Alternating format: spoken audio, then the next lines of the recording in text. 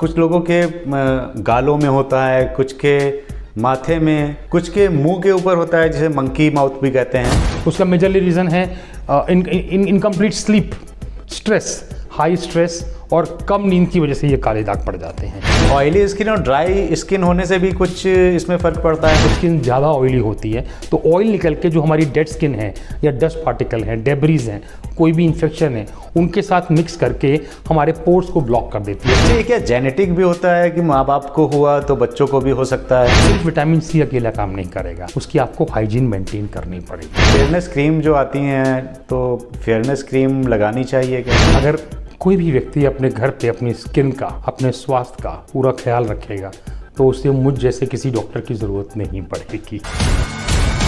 नमस्कार, वंदे मातरम, जय हिंद। एक बार फिर से आपका बहुत बहुत स्वागत है तिवारी जी टॉक शो में। आज हम बात करने वाले हैं हाइपर पिगमेंटेशन के ऊपर, यानी कि चेहरे पे होने वाली दाग, धब्बे और झाइयों के बारे में। इसके लिए बात करने के लिए आज हमारे साथ में है डॉक्टर अमित मित्तल। डॉक्टर अमित मित्तल पिछले 25 सालों से गाजियाबाद आरटीसी में प्रैक्टिस करते हैं, होम्योपैथिक के डॉक्टर हैं और कॉस्मेटोलॉजी में स्पेशली जर्मनी से पढ़ाई करके आए हैं। और अगर अभी तक आपने तिवारी जी टॉक शो को सब्सक्राइब नहीं किया है तो सब्सक्राइब कर दीजिए और लाइक और कमेंट करके हमें बता दिया करिए कि हमारे एपिसोड कैसे लग रहे हैं आपको। तो डॉक्टर साहब, सबसे पहले तो ये समझाइए कि हाइपर पिगमेंटेशन होता क्या है और इसके होने के क्या क्या कारण होते हैं, किन वजह से ये हो सकता है? तिवारी जी, जैसे कि नाम से क्लियर है, हाइपर पिगमेंटेशन। हाइपर मतलब ज़्यादा, पिगमेंटेशन मतलब स्किन में पिगमेंट का ज़्यादा होना। पिगमेंट क्या होता है? पिगमेंट होता है हमारे स्किन का कलर जिससे बनता है, जिसको हम बोलते हैं मेलानिन। तो मेलानिन पिगमेंट ये निर्धारित करता है, उसकी क्वांटिटी निर्धारित करती है कि किस व्यक्ति का कलर, उसका रंग कैसा होगा। जिनमें ज़्यादा होता है वो डार्क कलर के होते हैं, जिसमें कम होता है वो गेहूं कलर के होते हैं, और कम होता है उनका फेयर कलर होता है, जो बहुत कम होता है वो गोरे होते हैं, और जिनमें होता ही नहीं है वो मानते हैं हम लिकोडर्मा की बीमारी, जो फूल बोलते हैं हिंदी में बीमारी होती है। ये होता है हाइपर पिगमेंटेशन, जिसके अंदर मेलानिन पिगमेंट का डिपोजिशन या बनना एक पर्टिकुलर एरिया में ज़्यादा हो जाता है। इट कैन बी लोकलाइज और जनरलाइज पूरी बॉडी के अंदर भी। ये होता है हाइपर पिगमेंटेशन। मेजर रीजन होते हैं इसके पीछे, सबसे पहला होता है सन का एक्सपोजर, ओवर एक्सपोजर ऑफ सन। आपने देखा होगा कि जो लोग काम करते हैं, मजदूर लोग, वो बनियान पहन के रहते हैं। जब वो शाम को कपड़े उतारते हैं तो बनियान से नीचे का बिल्कुल डार्क कलर होता है और ऊपर का व्हाइट होता है। तो ऐसा नहीं वो स्किन से जला हुआ है, वो जला हुआ तो है ही है, सनबर्न तो है ही है, साथ में हाइपर पिगमेंटेशन भी होता है। सेकेंडली, हार्मोन्स के इम्बैलेंस की वजह से नॉर्मली ये देखा गया है कि प्रेग्नेंट लेडीज़ के अंदर पोस्ट प्रेगनेंसी ये हाइपर पिगमेंटेशन डेवलप हो जाता है। साइमल्टेनियसली एक होता है PIH, जिसको बोलते हैं पोस्ट इन्फ्लेमेटरी हाइपर पिगमेंटेशन। जिन लोगों के बहुत ज़्यादा मुहासे निकलते हैं, कील मुहासे, या कोई चोट लग जाती है, उसमें जो इन्फ्लेमेशन होता है, वो इन्फ्लेमेशन ठीक होने के बाद भी हाइपर पिगमेंटेशन होता है। कुछ मेडिसिन के यूज से हाइपर पिगमेंटेशन होता है, जिसको हम लोग FDE बोलते हैं, फिक्स ड्रग इरप्शन बोलते हैं। उसमें इरप्शन भी हो सकता है, हाइपर पिगमेंटेशन भी हो सकता है। रेडियोथेरेपी, कैंसर के ट्रीटमेंट के अंदर भी हाइपर पिगमेंटेशन हो सकता है। ऐसे बहुत सारे कारण हैं जिसकी वजह से लोगों में हाइपर पिगमेंटेशन हो सकता है। तो ये एपिसोड लास्ट तक देखिएगा और लास्ट में मैं आपसे एक क्वेश्चन पूछूंगा, जिसका सही जवाब देने पे एक लकी विजेता को डॉक्टर अमित मित्तल जी से फ्री ऑनलाइन कंसल्टेशन मिलेगा। अच्छा, ये डॉक्टर साहब, कुछ लोगों के गालों में होता है, कुछ के माथे में, कुछ के मुंह के ऊपर होता है, जिसे मंकी माउथ भी कहते हैं, और कुछ के छोटे छोटे तिल, या जैसे अंग्रेजों के होते हैं, हल्के हल्के से तिल के निशान आ जाते हैं। तो ये अलग अलग तरह के पिगमेंटेशन होते हैं? पिगमेंटेशन सेम ही होता है, उसके डिफरेंट कारण हो सकते हैं, उन कारणों की वजह से वो अलग हो जाता है। जैसे आपने नाम लिया पहला, अंडर आई सर्कल, जो आँख के नीचे काले धब्बे पड़ जाते हैं, उसका मेजरली रीज़न है incomplete sleep, stress, high stress और कम नींद की वजह से ये काले दाग पड़ जाते हैं। इसी तरह माथे पे होते हैं, वो सनबर्न हो सकता है, चीक्स पे होते हैं, अराउंड माउथ होते हैं, वो हार्मोनल इम्बैलेंस की वजह से होते हैं। हाइपर पिगमेंटेशन तो सेम है, लेकिन डिफरेंट कारणों की वजह से वो डिफरेंट लोकेशन पे पाया जाता है। अच्छा डॉक्टर साहब, ऑयली स्किन और ड्राई स्किन होने से भी कुछ इसमें फ़र्क पड़ता है? बिल्कुल पड़ता है तिवारी जी। आपकी बात को ऐड करते हुए मैं कहूँगा, स्किन 3 तरह की होती है। एक आपने कहा ड्राई, ऑयली, और एक नॉर्मल। ड्राई स्किन का मेजर इम्पैक्ट पड़ता है, उतना ही ऑयली का है। नॉर्मल स्किन जो होती है, जो न्यूट्रल होती है, उसमें इतना असर नहीं होता। अब कैसे होता है? ड्राई स्किन चूंकि ड्राई होती है, उसमें मॉइस्चर नहीं होता, हाइड्रेशन प्रॉपर नहीं होती, तो वो स्किन ओवर सेंसिटिव होती है, ज़्यादा ससेप्टेबल होती है बाहर के इंप्रेशन को गेन करने के लिए, लेने के लिए। जैसे धूप है, धूप में मेजरली जो अल्ट्रावायलेट रेज हैं वो नुकसान करती हैं हमारी स्किन को, उन्हीं की वजह से हमारा पिगमेंटेशन हाइपर जिसे बोलते हैं वो होता है। तो ड्राई स्किन जब मॉइस्ट नहीं होगी, उसमें हाइड्रेशन कम होगा, तो डेफिनेटली ससेप्टेबिलिटी की वजह से अल्ट्रावायलेट रेज ज़्यादा हार्म करेंगे, it can lead to hyperpigmentation. Simultaneously हम बात करते हैं ऑयली स्किन की।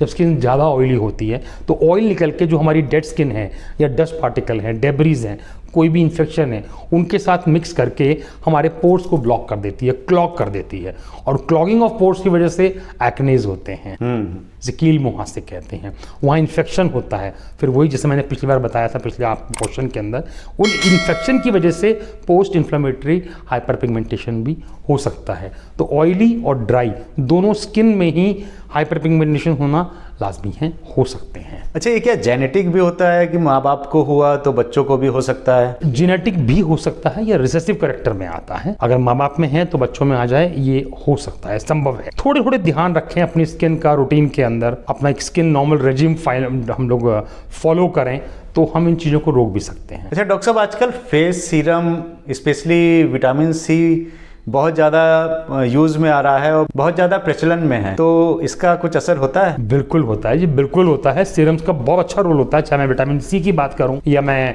हाइलुरोनिक एसिड सीरम की बात करूं या मैं रेटिनॉल सीरम्स की बात करूं, हर सीरम का अपना एक रोल होता है। जैसे कि आपने विटामिन सी के बारे में कहा, जिसको हम एस्कॉर्बिक एसिड भी बोलते हैं। जी जी। विटामिन सी का जो मेजर रोल होता है वो कोलेजन फॉर्मेशन की बूस्टिंग में होता है स्किन की, जो स्किन को स्मूथ भी करती है, स्किन को सपल भी करती है, मॉइस्चराइज भी करती है, नरिश भी करती है, हाइड्रेट भी करती है, और एक अच्छा सा बैरियर बनाती है ताकि एक्सटर्नल इंप्रेशन उसमें ना जा पाए। तो विटामिन सी अगर हमें प्योर सीरम मिलता है, उसका सुबह शाम प्रयोग करने से स्किन काफी हेल्दी और सपल रहती है। जैसे कि मैं हमेशा बात करता हूं अपने पेशेंट्स के साथ में कि सिर्फ विटामिन सी अकेला काम नहीं करेगा, उसकी आपको हाइजीन मेंटेन करनी पड़ेगी। हाइजीन मेंटेन करने के लिए स्किन की बहुत फिक्स से तरीके होते हैं जो विटामिन सी के साथ साथ होते हैं। नंबर एक मैं बात करूंगा, हाइजीन मेंटेन करनी चाहिए। हाइजीन मीन्स कि फेस को अपने दिन में एटलीस्ट 3 से 4 बार वॉश करना चाहिए। ये दोनों ही टाइप की स्किन में हेल्प करता है। नहीं, फेस धोने की जो बात आपने करी वो पानी से धोएं या फिर साबुन से धोना चाहिए? पानी से धो लें, इट्स नॉट रिक्वायर्ड कि साबुन से धोएं, पानी से भी धो लें। हालांकि as a cosmetologist I always avoid soap. अगर सोप फ्री सोप यूज़ करें, मार्केट में मिलते हैं वॉशेस जो विदाउट सोप होते हैं, मैं किसी ब्रांड को तो नहीं बोलूँगा, बट हाँ होते हैं इस तरह के सोप्स, वो बहुत लाभकारी होते हैं। दिन में 2 से 3 बार पानी से वॉश करेंगे तो जो भी ओपन में जाने की वजह से डेब्रीज, डस्ट पार्टिकल, कोई बैक्टीरियल एक्यूमुलेशन है वो वॉश होगा।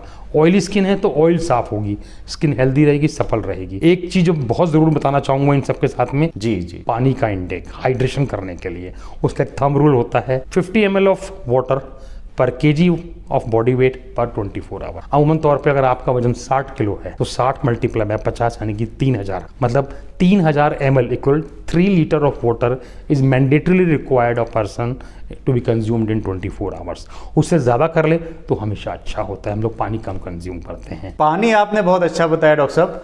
पानी जो है आपको केवल आपकी स्किन नहीं अच्छी रखेगा बल्कि और भी बीमारियां होने से बचाता है, इसलिए पानी खूब पिएं। और गर्मियों में तो मेरे ख्याल से 5-6 लीटर, और जो आपने फार्मूला बताया पानी पीने का वो हम सबको अप्लाई करना चाहिए। हर चीज़ में हेल्प करता है पानी। पानी बेसिकली जो कीटोन बॉडीज फॉर्मेशन होती हैं हमारे ब्लड में, जिसको जहरवाद बोलते हैं। देखिए मैक्सिमम चीज़ें वाटर सॉल्युबल होती हैं जो शरीर में बनती हैं। अगर कोई भी नेगेटिव एलिमेंट जो शरीर में बनेगा, अगर पानी ज़्यादा पिया जाएगा, डेफिनेटली डिज़ोल्व होके किडनी से वॉश आउट हो जाएगा। तो सिर्फ स्किन नहीं, बाहरी हेल्थ नहीं, अंदर की हेल्थ को भी पानी बहुत हेल्प करता है। फेयरनेस क्रीम जो आती हैं, तो फेयरनेस क्रीम लगानी चाहिए क्या? मैं कहूँगा अगर इनका फ़ायदा नहीं है तो नुकसान भी नहीं है। टेम्प्रेरी तौर पे फेयरनेस क्रीम डेफिनेटली हेल्प करती हैं, but as a cosmetologist, as a doctor, it is always good to have in combination. जो आपका पिछला सवाल था विटामिन सी, मेरा आंसर था vitamin C, hyaluronic acid, retinols, उनके साथ अगर फेयरनेस क्रीम यूज़ की जाए तो हेल्प करती हैं। वो टेम्परेरी स्किन की लाइटनिंग में हेल्प करती हैं, वो परमानेंट नहीं होती हैं, शॉर्ट टर्म होती हैं। अच्छा डॉक्टर साहब, हाइपर पिगमेंटेशन मतलब अगर 10-15 साल पुराना हो गया तो क्या इसको ट्रीट किया जा सकता है और दोबारा होने के चांसेस रहते हैं फिर? पिगमेंटेशन चाहे नया हो चाहे पुराना हो, दोनों ही परिस्थितियों में ठीक होता है। लेकिन मैं एक बात ज़रूर बताना चाहूँगा, जी जी, ठीक का मतलब मैं ये नहीं बोलूँगा कि बिल्कुल वो स्वतः पहले की तरह आ जाएगा। मैंने अपने एक्सपीरियंस से देखा है कि 90 से 95% तक हाइपर पिगमेंटेशन ठीक होता है। एक बात आप क्लियर रखें कि हाइपर पिगमेंटेशन कोई एक्यूट प्रॉब्लम नहीं है कि आज चोट लगी इधर हाइपर पिगमेंटेशन आ गया। उसको बनने में, डेवलप होने में भी महीनों सालों साल लगते हैं, और इसी तरह ठीक होने में भी कुछ समय लगता है, और वो ठीक होता है अगर उसका प्रॉपर एक प्लान ऑफ ट्रीटमेंट बनाया जाए, उनके साथ प्रॉपर मेडिकेशन दिया जाए, और जो भी ट्रीटमेंट कॉस्मेटोलॉजी में निर्धारित है, चाहे वो केमिकल पील हो, चाहे वो माइक्रोडर्माब्रेशन हो, चाहे वो माइक्रो निडलिंग हो, या वो लेज़र हो, उनके कम्बिनेशन के साथ में अगर दिया जाए तो डेफिनेटली वो ठीक होता है। अच्छा डॉक्टर साहब, खान पान का भी कुछ असर पड़ता है क्या, कि वेजिटेरियन है, नॉन वेजिटेरियन है, और आपका हीमोग्लोबिन कितना है, इसका भी कुछ फ़र्क आता है क्या देखने में? बिल्कुल, देखिए खान पान की आपने बात करी तो बेसिक सी बात जो स्किन के लिए ज़रूरत होती है वो अच्छी क्वांटिटी में प्रोटीन की होती है। डेफिनेटली वेज या नॉन वेज से कोई ज़्यादा फ़र्क नहीं पड़ता, बट मैं इतना ज़रूर कहना चाहूँगा कि अगर अपनी स्किन अच्छी चाहिए तो प्रोटीन का कंटेंट बहुत अच्छा रखें, साइमल्टेनियसली आयरन कंटेंट अच्छा रखें। आयरन ज़्यादा होगा तो हीमोग्लोबिन अच्छा होगा, हीमोग्लोबिन अच्छा होगा तो स्किन की ब्लड सप्लाई अच्छी होगी, स्किन की ब्लड सप्लाई अच्छी होगी तो स्किन पे ग्लो, चमक और लाली आएगी। तो डेफिनेटली अगर स्किन को हेल्दी बनाना है तो प्रोटीन कंटेंट अपना काफ़ी अच्छा रखें और आयरन अच्छा रखें। आई थिंक अगर किसी डाइटिशियन से बात करेंगे तो वो भी कहेगी कि स्किन की हेल्थ के लिए आपको प्रोटीन बहुत अच्छा चाहिए। जब हम खाने की बात करते हैं तो नॉर्मली 6 एलिमेंट्स हमारे इसमें आते हैं, राइट, जिसको हम बोलते हैं carbohydrates, protein, then vitamins, micronutrients, water and fat. तो इन 6 की कम्बिनेशन से बनता है। तो अगर प्रोटीन, मिनरल्स, वाइटमिन्स को अच्छा रखेंगे तो स्किन हेल्दी होगी। तो क्या डॉक्टर साहब किसी की स्किन को देख के ही बताया जा सकता है कि उसके अंदर मतलब न्यूट्रिशन ठीक है, हीमोग्लोबिन ठीक है कि नहीं? बिल्कुल, स्किन और आंखें देखते से आपका स्किन देख के लग रहा है कि हीमोग्लोबिन कम से कम 14 होगा आपका। अरे आपने एकदम एग्जैक्ट बताया, मेरा 14.1 आया अभी 15 दिन पहले ही। वो आपको देख के एहसास हो रहा है कि 14 आपका आया है। तो डॉक्टर साहब आप ट्रीटमेंट बताइए कि इसका ट्रीटमेंट क्या है और आपका क्या यूएसपी है, आप क्या ट्रीटमेंट करते हैं? बिल्कुल, मैं एक एग्जांपल के साथ कोट करता हूं आपको इसको। मेरे पास एक लेडी आती हैं जिनकी उम्र 48 साल है, बड़ा बेटा उनका 22 साल का हो चुका है। उनको प्रेगनेंसी के बाद ये हाइपर पिगमेंटेशन पॉज डेवलप हुए थे, जो दोनों चीक्स पे उनके काले काले धब्बे थे, और कुछ माथे पे थे, कुछ नाक पे थे। जब मेरे पास वहीं डिस्कशन स्टार्ट किया, ऑलरेडी मेडिसिनल ट्रीटमेंट वो ले चुकी थी, मैंने प्लान ऑफ ट्रीटमेंट बनाया, उनका आरसीए किया, डिस्कशन किया, तो पता लगा सिर्फ प्रेगनेंसी के टाइम तो हुआ ही था, उसके बाद भी बहुत सारी हार्मोनल प्रॉब्लम्स उनको रहती थी। उन सब के डिस्कशन के साथ होम्योपैथिक ट्रीटमेंट में उनको एक मेडिसिन दी गई जो रेगुलर चली, साइमल्टेनियसली कॉस्मेटोलॉजी के साथ प्लान किया गया।